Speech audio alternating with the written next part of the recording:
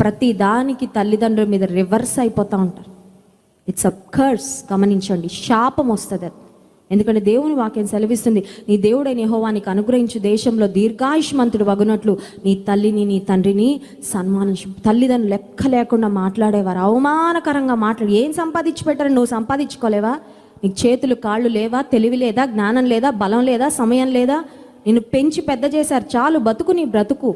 కొంతమంది తల్లిదండ్రులను వాళ్ళ స్నేహితులను చూసి, వాడు ఈ పర్సులో ఇంత డబ్బులు ఉంటాయి నాన్న, వాడికి ఈ బైక్ ఉంటుంది, ఆ బైక్ ఉంటుంది, నువ్వెందుకు కొనియవు, నాకు నువ్వెందుకు ఇవ్వవు డబ్బులు అని తల్లిదండ్రులను ఎంత తూలనగా మాట్లాడేవారు లేరంటారండి ఈ సమాజంలో. దేవుడు నీకు ఇచ్చిన తల్లిదండ్రులు నేను కన్నారు, పెంచారు, ఇంత స్థితికి తెచ్చారు. దేవుని మార్గాన్ని నీకు బోధిస్తున్నారు, చక్కని మందిరానికి నిన్ను నడిపిస్తున్నారు. Be thankful. దాన్ని బట్టి కృతజ్ఞత కలిగి ఉండు. నువ్వు షైన్ అవ్వు అంతే. నీలో దేవుడు పెట్టిన పొటెన్షియల్ కష్టపడి పనిచేయి.